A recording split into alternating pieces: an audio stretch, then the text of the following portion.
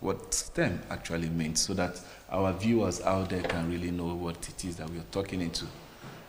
Yeah, STEM, S-T-E-M, it's an icon expressing science, technology, engineering, and mathematics. STEM, these four subjects are the basis, the bedrock for all technological development in every place.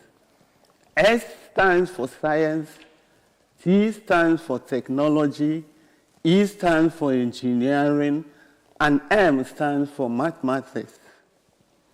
The science we know is the acquisition of knowledge of our environment.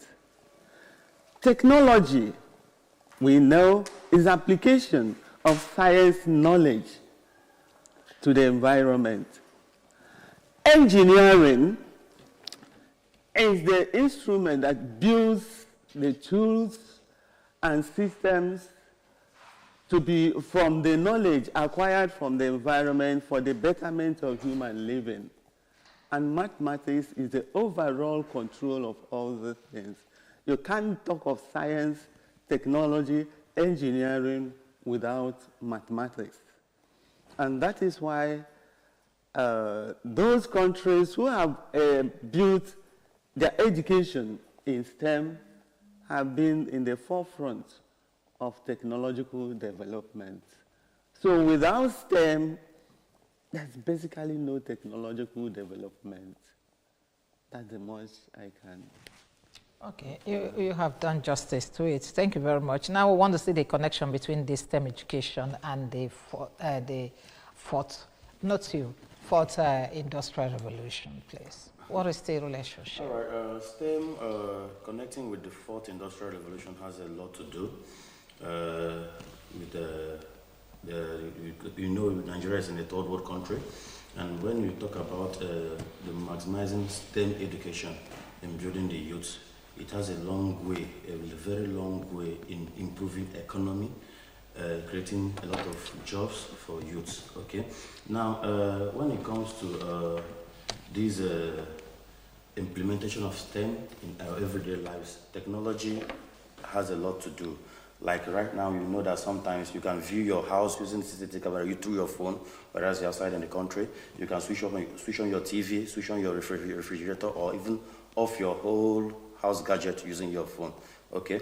Now, if, for example, in the American world, United States of America, they have so much invested in STEM that their economy is booming so well. Likewise, China. Okay, so which entails that we, Nigerians, should do more in terms of encouraging our students in going into STEM education. Like Sister mentioned, the science, technology, engineering, mathematics. Like how do we do that, for example, is by one, increasing our curriculum, introduction of robotics, okay, and also adding, even if we can't introduce these subjects, making it selective for the students, we can include it into their mathematics or science subjects, developing their curriculum, and then by making them understand the importance for them to understand STEM education. Now, talking about the benefit of STEM education, we can see that STEM cuts across. You're talking about science, technology. We have physics, we have biology, we have geography, everything. We have exactly agri. So STEM is just more like the umbrella where other subjects are lined under. Exactly. No, when we decide to limit it to engineering and mathematics, there are a lot of, we have agricultural engineering, we have science, a lot of computer engineering, a lot of aspects of there. But the most important thing is that in all you do, try to be flexible enough to inculcate technology into it, like AI, and a lot of it's very broad that all you need is just to be flexible enough to learn more, adapt to the new trend, and then from there you go. Well, in this part of the world, when you're beginning to talk about introduction of AI into the way we live our life, you're talking about eliminating man's capacity to fend for himself, work. So how then do you balance this as a fourth revolution, where man is no longer going to be able to do the job ordinarily we are created to do, and now you're leaving it to robots and artificial intelligence to do that. When we are grappling with unemployment and the rest of it, are you actually sure that we are ready for this? Because you can't be comparing America and China and the rest of it all that have the technological advancement. They have a whole lot. They invest to even start with a lot more in education, unlike what we do in this part of the world. So do we really have what it takes to actually move, or do we do our things locally the way we are? All right, just a hint of it is I know we're already there. We're already there because right now I know the highest paid robotics engineer is from Nigeria, Stylas Adekunle, who left the country at 12 years old, and he's in the UK, where he developed the first robotic game. Okay, and looking at Nigeria as a case study, we are in between the second revolution and the third revolution, which is the electricity and the computer revolution. So, but that doesn't mean that we haven't been making strides in the fourth revolution. All it takes is just the private sectors, the government to come together, and then find a way to bring up the growing ones.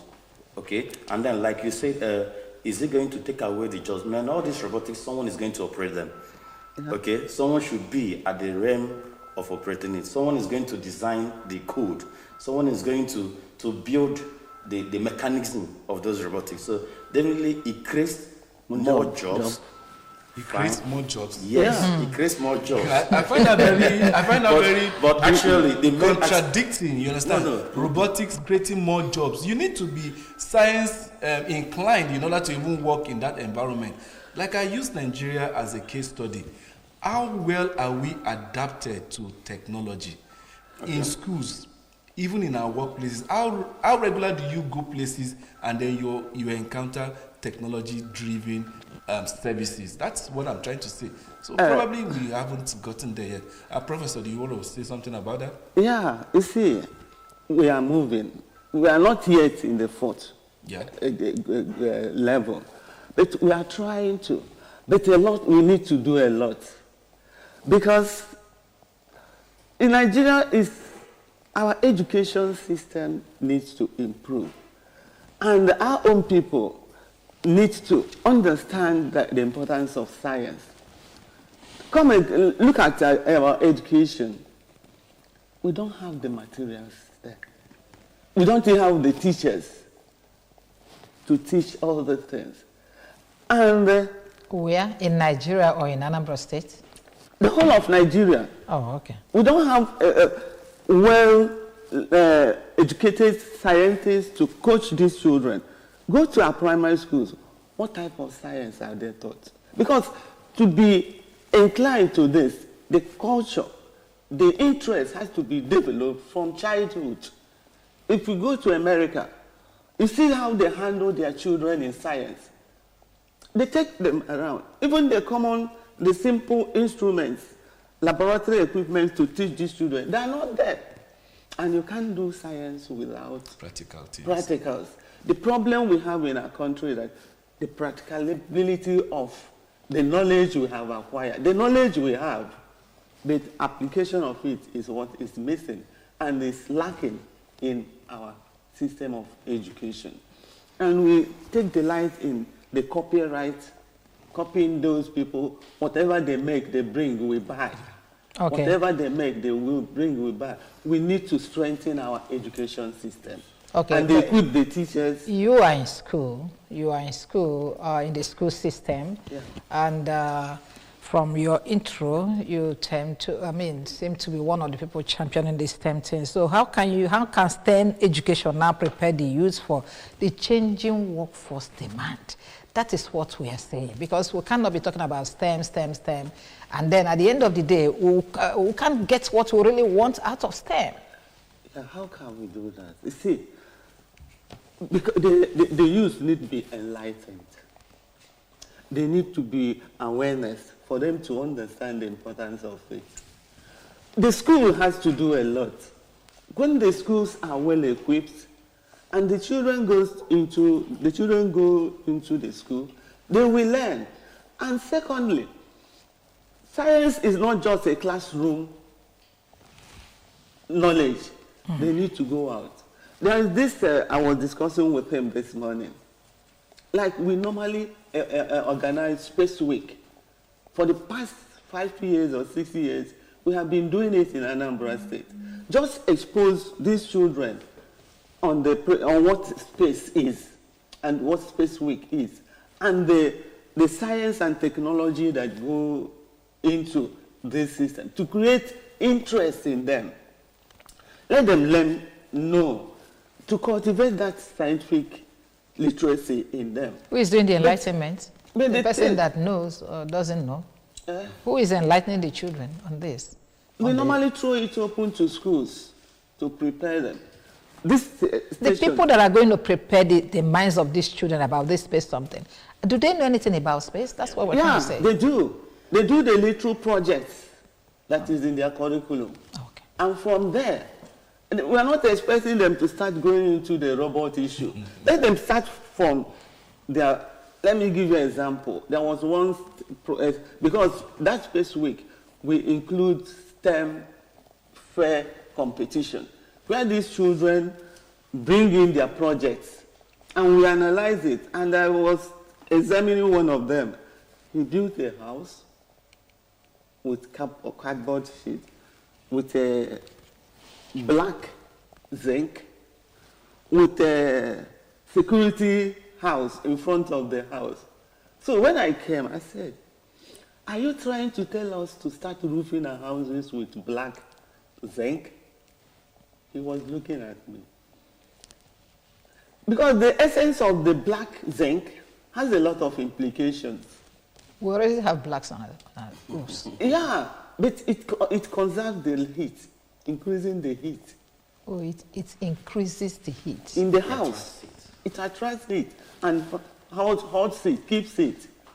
But the white zinc reflects it out, so that the house is not hot. So the child was looking at me.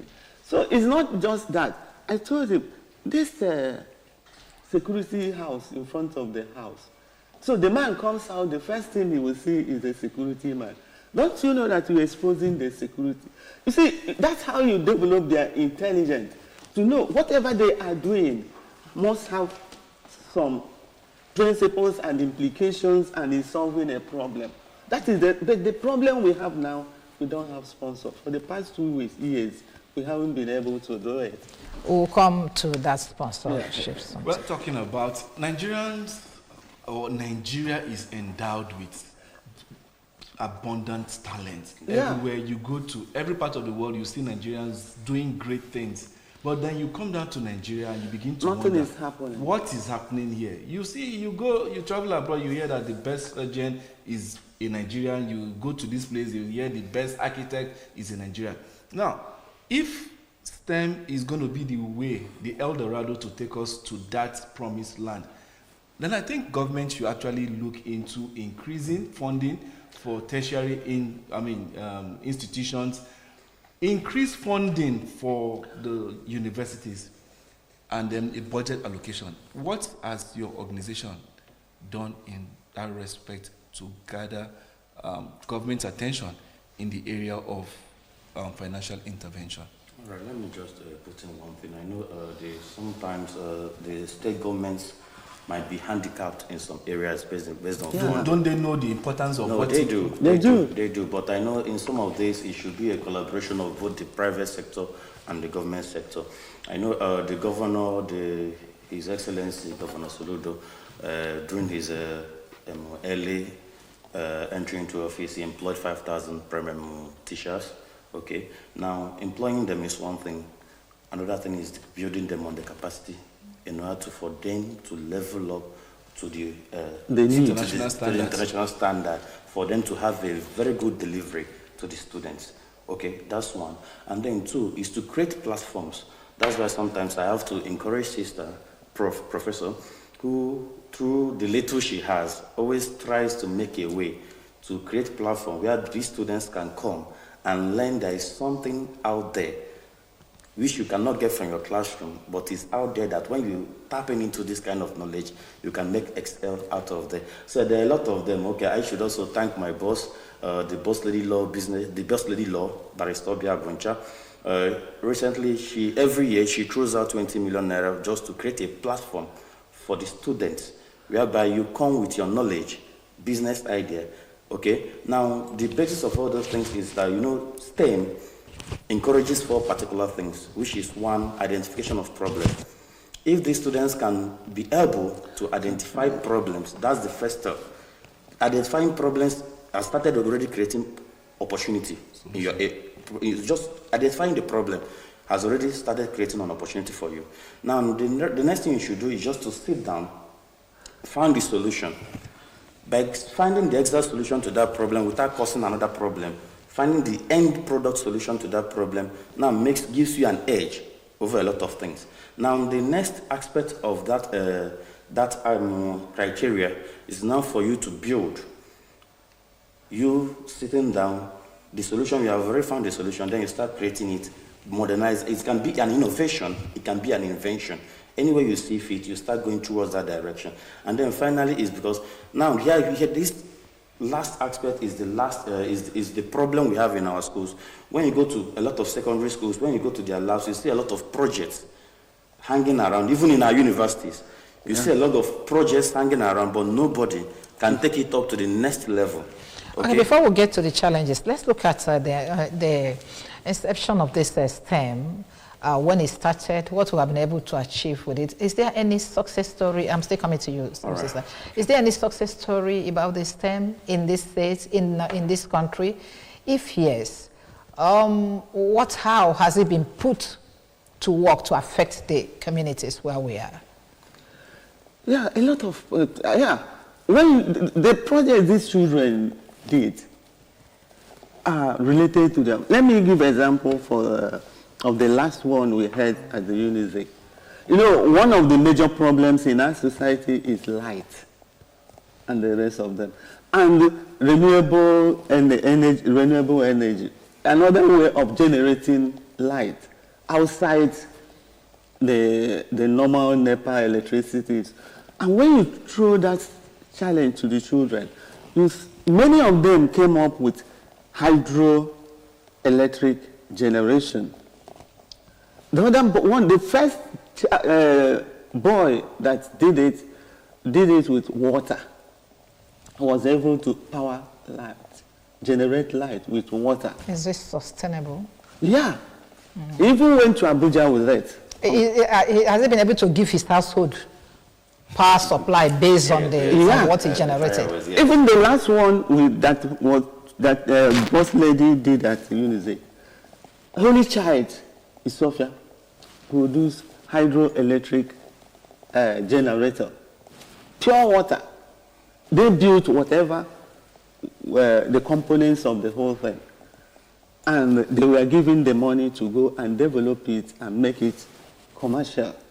That is where the problem lies. These children, they come up with They were given the money to go and develop it. Yeah. Has it been developed? In the process? Yes, okay. I'm a partner with Bosley Law Business, National Business Challenge, and the fundings came from the initiator of this idea, the Madam Barrister Obiaguncha, a native of Ibuhu here. She's from Anambra State. These funds are given to them to either research more or to market to commercialize these products. And we can testify to you that some of these, like the winner of last year was that was from Onitsha. they did this textile using modern technology to do textile. Yeah, now they're into production. They're into production. Then we have a Holy Rosary from Nsugbe that are doing commercializing the fruit jam. Now into production. Now the most essence of all these things is creating a platform for these children. And when you create a platform for them, you try to tell them to find a way to, all those projects they do, to find a way to enter into market. This is where, when we are able to identify how they can penetrate into the market, that is where the funding comes.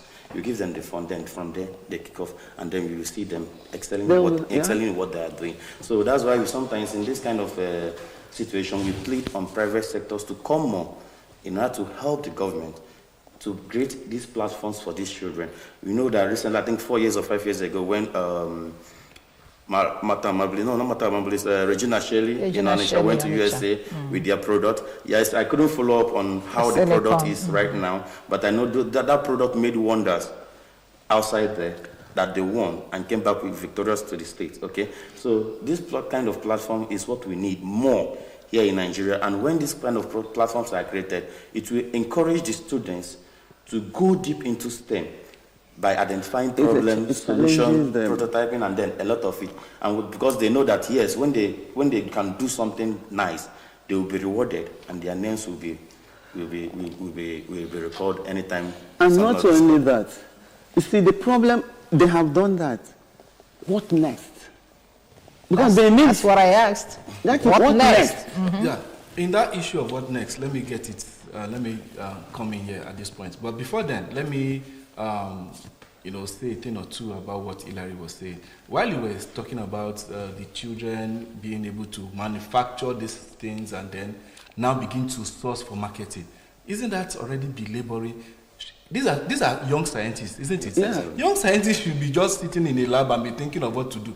They shouldn't be saddled with responsibility of getting to market pushing their products in the market. They should have before they will get it should be for some other organization to market and project the talent these children already have. And there should be a market for them. Exactly, there should when be they a market produce, for them. They just push. They should leave the issue of looking for who will buy their products for themselves. That one is one issue on the side. We have industrial hubs in Anambra.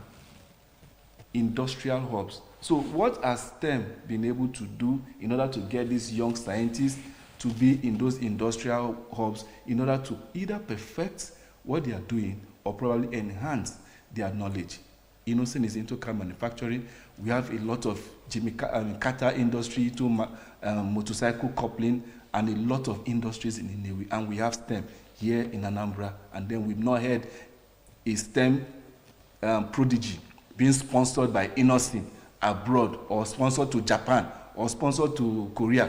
These are the areas where you people should be marketing these youngsters. What has you, as your boss organization, done in the area of projecting these children in the right direction? We have. Okay, just before Sister comes in, just to come to what you earlier mentioned about stressing the resolve and they should be in the lab. Okay, basically they are being mentored by their teachers. Okay, it's the teachers that helps them in doing the marketing of the whole thing. Why the students stay in the lab and produce their free time. That's when they do the production. Okay, and the teachers help them in the commercializing. That's how it works. That's why there must be a mentor with the students, either 2 mentors or 3 mentors, the way they see fit. But one thing is just to make sure that the students get benefits from whatever they are producing, that they are not sidelined, making the business to be a teacher-only business, but must be a collaboration between the students and the teachers. That one. Then 2, yes, between the partnership between some STEM hubs in Anambra, you mentioned of Innocent, you mentioned of a lot. Innocent has been trying. We have Kiara College Academy in Innocent right now. And we have a lot of things, but I think what majorly is lacking is the sensitization for them to understand the benefits, for them to inculcate more a pattern with STEM education. Okay, they lack the sensitization. Okay, we sometimes when we go the industrialists. Yes, exactly.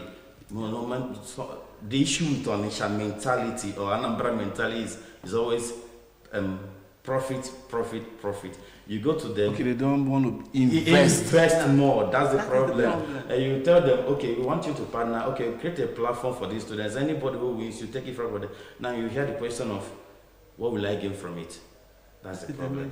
You come back and work in your company now. What you gain, that's where you probably need to package this thing in order to get the desired results. Mm-hmm. What you're taking a prospect, an engineering prospect, or maybe for a decade, 100 years project, and then somebody is asking for immediate returns, then that person is not worthy of being in business. That's why you need to have a total package whereby you go, you know what these kids are capable of doing, and you tell them that probably the way you're doing your things are not working. These guys have done this, they've gone to America, they've done that. You sell the idea to this person, invest in this, and it will definitely help what you're doing in your production line. I don't see any big deal in breaking through a real businessman. You understand? Talking about this, conglomerate and the rest of it all. If you tell them what exactly they tend to gain in the future, I'm sure they will be able to, to do business soon. We are doing everything possible we can. Yeah. Okay. Yeah. Those that, yes, we are having our issues of funding. Okay, and but we'll get there. Definitely, we'll get there. A lot of interest have started coming up, and we believe by next year or next 2 years, we'll start hearing a better results on this actual platform. All right, thank you very much. Remember, we're looking at preparing the youth for the 4th industrial revolution through STEM education. This is what we are cut out for this morning. And then we have actually stated some of the hiccups that we are facing doing this. But we'll take a break here. When we'll come back, we're going to look at the main challenges and what we must do to make sure that we get to where we are going. Stay on, please. Advances into the 4th industrial revolution. The role of science, technology, engineering, and mathematics, better known as STEM, is becoming more critical than ever. Today, we explore how preparing our youth through STEM education can help to equip them with skills to thrive in a technology-driven world. How can these youth transform our communities? How can they compete on the global stage? Stay with me as we get the opinion of the people on the streets on how the youth can leverage opportunities in STEM education.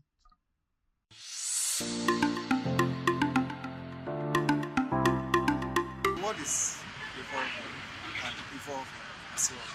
And when you look at the educational curriculum that we have here in Africa as a whole, not just Nigeria, in Africa, you will see that we are not ready for the first generation.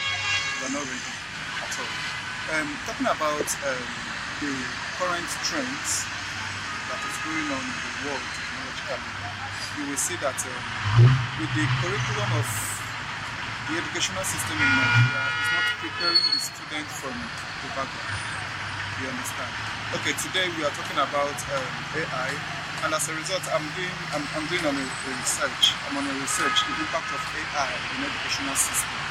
I'm working on that research now, and I begin to find out that the university student doesn't even know much about the concept of AI. Not to talk about the basic students, those in primary school, secondary school. So a lot needs to be done. Today we have coding, we have different tech that is, emerging, and we are still black and whiteboard. So there is a lot that needs to be done. The system, I'm not saying Nigeria have people that are doing well in this area. So we need to bring it down to that place. We need to bring it down to that place. Start teaching kids coding. I think it should be a subject in primary school. Kids coding. Where students, all these primary school students, start doing coding from the babies. It's supposed to be a subject in primary school. Preparing them for the future. You understand? So I think it's very, very essential. Fundamentally, education is progressive. Progressive in the sense that if you don't consciously start building a very vibrant primary education, you can't have a vibrant secondary education.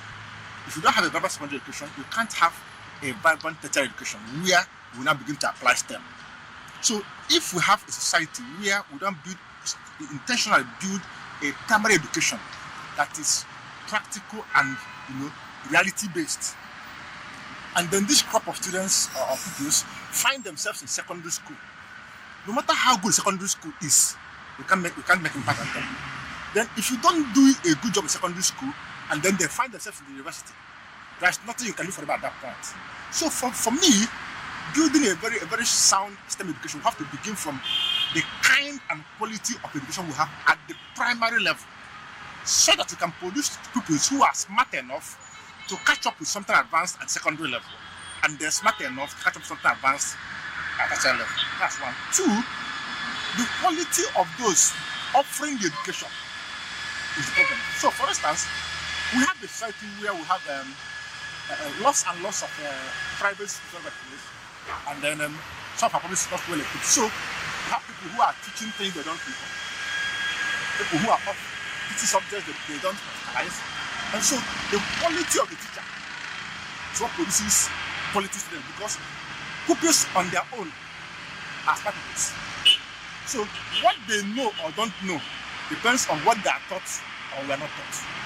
So for us to build quality STEM education, we need to start to invest in the quality of our teachers. Teachers that understand science, technology, engineering, maths. We need to intentionally invest in our teachers. Intentionally, and I'm using the word intentionally. We need to say, okay, what is the quality of math teachers, for instance, we have in Anambra State? Can we take an inventory? All people teaching mathematics in secondary school, what are their qualifications? What can they do?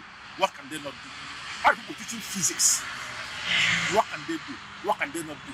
All people teaching chemistry, what can they do? What can they not do? Do they have what it takes to actually impact on the next generation? So if we're able to get that crop of teachers right, then these teachers can go into the school, the pupils are smart, teach them the right thing they will teach. So for me, it's a matter of foundational education, quality of teachers.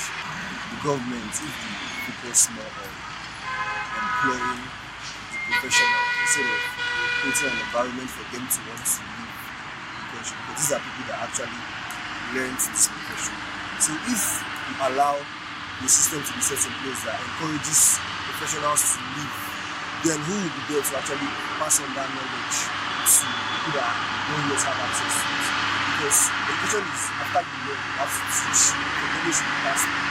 When the system will find ourselves, there is an environment that encourages professionals to see greener pastures. So the government can focus on creating much more benefits for professionals who want to stay in the country and use their knowledge to be able to better the country and work in various fields, in engineering, in medicine, you get.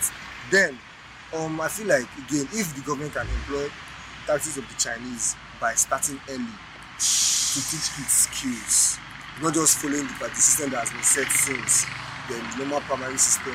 Because I saw a video recently in China, little children were sewing, they were making a lot of stuff from a very tender age. So you find out that to make them productive in society, there might be areas that are lacking. But then in this kind of system now, there's excess workforce. The skill is broad, is vast. So now, to help government now in all those areas that they can't really reach, they have surplus skill sets that they can pick from and fill in those gaps.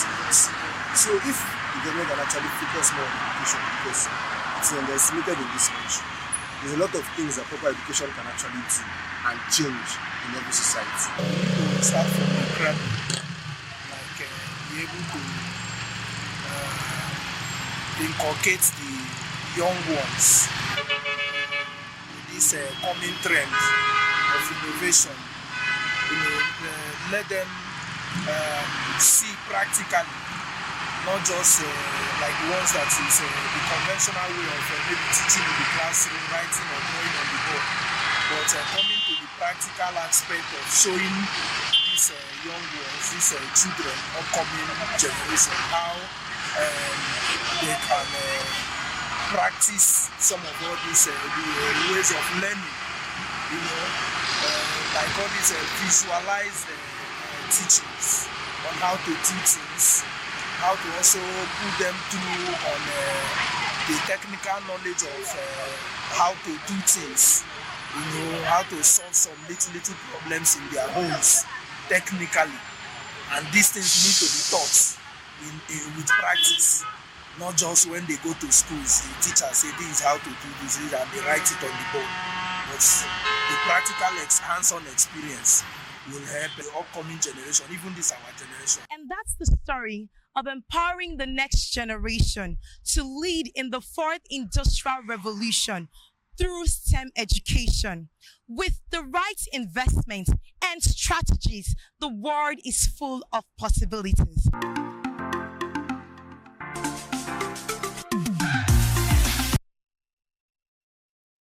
Aluko, for that Vox Pop presentation. That was really, really very interesting there. But then we had a lot from our street parliamentarians, like I always would call them, where they were talking about the importance, talking about having the right attitude and the right teachers in order to teach these children the right way to go about boosting STEM, and then bringing us away from this issue where we have politicians running to us and giving us sewing machine and grinding machine and telling us that this is poverty alleviation. No, the right investment into poverty alleviation is acquiring these skills, and then we'll begin to compete and move away from our third world ranking to second world, and then we'll begin to enter the first world. And from second revolution, when other countries are entering fourth revolution. I think what we really, what we really got from this street work is the idea of having the right people to teach the children. Yeah. Okay, you cannot just pick any science teacher and ask her to teach what she does not know. What happened to sending teachers abroad to go and learn the sense? That the way it used to be. There's a new trend, a new method of education. Go and learn it, come back and impact it on the children. But what happened to that one? Do we ever do that again? And then you want to meet up with people at the hem there. You don't have anything to offer. Your generation is where you kept them. It's horrible. Oh, well, we'll continue. Remember that we still have Hilary and Professor with us, talking about this, preparing the youth for the fourth revolution that is coming. Okay, before we left for this break, we said that when we come back, we're going to look at the challenges we're facing. We have tried to, talk about them while you were talking, but I tried to stop you so that we'll be able to take it accordingly. Let's now look at these challenges and what we must do to alleviate them. One of the challenges, as we have mentioned, is the teachers. Just as I said earlier, all the things need to start from primary school. For America, it's called Magic 7. At the age of 7, a child already knows what he or she will be. And many of these American scientists picked the interest in science at the age of 7. So to cultivate the interest in science and STEM, we have to begin from primary school.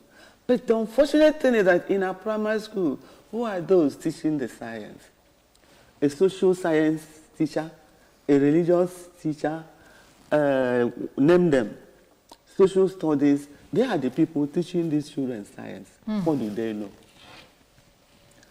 Sometimes it was said that science teachers will be selected to teach science to teach the basic science in primary school. So that when they come to the school, they will teach science to do from primary 1 to primary 6. Because what the social studies teacher has nothing to offer. And so also with mathematics. Because those religious teachers can't if I enter the class somewhere. The teacher was teaching them bones. She was just sitting on her table, reading out from the textbook. I said, at the end of the day, if you had asked these children to bring all the bones they have come in contact, you would have used this thing to teach them. So that when you talk of femur, they will know where femur is. When you talk of the other things, they will know where they are. If you ask the children what is the finger, they won't even know. They're hearing it.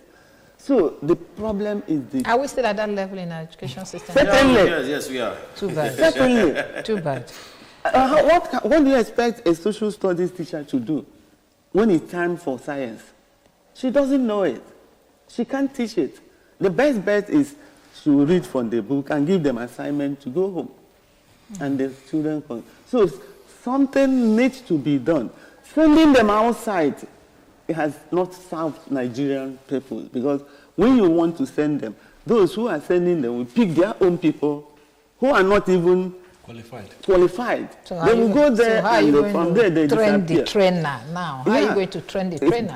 I think what I would suggest that all science teachers, science-oriented teachers, those who did it in the school, a seminar, Stan is doing it, but what Stan is doing is not enough to equip those things. Even when it comes there, many schools won't have the money to sponsor their teachers to stand seminars. Now, while are too much now. All right, let me just set up one or two things come in, for what the sister. You know, the issue we have in Nigeria is that teaching job is being taken as a last resort for employment. That's the problem. So the zeal and the motivation for the teachers are not there. That's one. And two, having the right teacher at a particular subject is another thing. Whereby we might see someone who did mathematics, and we tell the person to become a principal in a technical school, which inculcates electricity, automobile. And so the person will be handling the entire school generally as a mathematics subject. Mathematically. Yeah, exactly. Mathematically, exactly. Yeah. Instead of running the school as an engineering technical school. Okay, so that's one of the problems. Like sister also mentioned, you mentioned about training them out. That's one thing which we are going to look into, and then the people right there at the upper echelon to make sure that it is those people that are being meant to be trained that are being sent there to be trained. So that's it. So now, talking about this training and issue stuff, is there a platform, a way where, even though these teachers are not properly equipped to do the teaching, can STEM, maybe your organization now, take them to the next level rather than waiting for either the government or private school teachers or owners in order to take this in? Yes. What are you doing in order to increase the size of quality science teachers for the future generation? Okay, apart from we as an organizers of STEM education being involved, I think the best way for teachers to be involved in it is by self-taught experience. Professional development. You go to the internet, you go to YouTube, you go to AI like Gemini, and in fact your WhatsApp also have these AI Meta, something like that. So, so there are a lot of platforms right now whereby teachers can equip themselves in order to get exact knowledge they need in order to train these children. Now I have to give it to one of the teachers in Ogun State. I think the teacher who is equip themselves theoretically, because that's what sister is talking about. No, you ask what do you call it, Meta, to tell you about bones. He will show you pictures of bones. No, but YouTube you have not said it. YouTube makes it easier because definitely there are a lot of teachings there in YouTube where they teach you, they show you videos exactly how it is. Basically, you might not be feeling it. And then you carry your television to go to the classroom and show the children the videos. There is laptop in there. I think some of the schools have Wi-Fi right now. Let's do the right thing and get what we want. Okay, well, I think we'll really come a long way, AJ. We must go because we have another program coming up. And I would like to thank you very much for coming. This Sister Professor Benedict F. Stan Ezeliora, a lecturer in the Department of Science Education, Chukwuemeka Odumegwu University, Ebariam. And you are also a professor of science education and national coordinator, Young Scientists Center. Thank you very much for coming this morning. Thank you.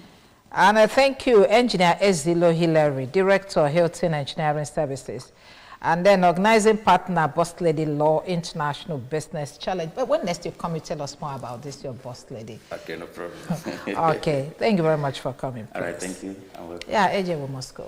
Yeah, it's been a live, it's been an eye-opening affair here, and then, we are appealing. Let's use this medium to appeal to state governors and individuals, philanthropy, you understand, that are interested in the future and the growth of this country, so that we can reduce this brain drain where Nigerians are jackpying to greener pastures in order to make ends meet, when we can actually do these things. When we have our best brains in Nigeria, I think it will tell us, it will make our future be more prosperous. Let us take it from there. Thank you so much for being part of what we did today. Tomorrow we'll definitely get to do it again. I'm Ajulu Chukwu Okabwe saying bye for now.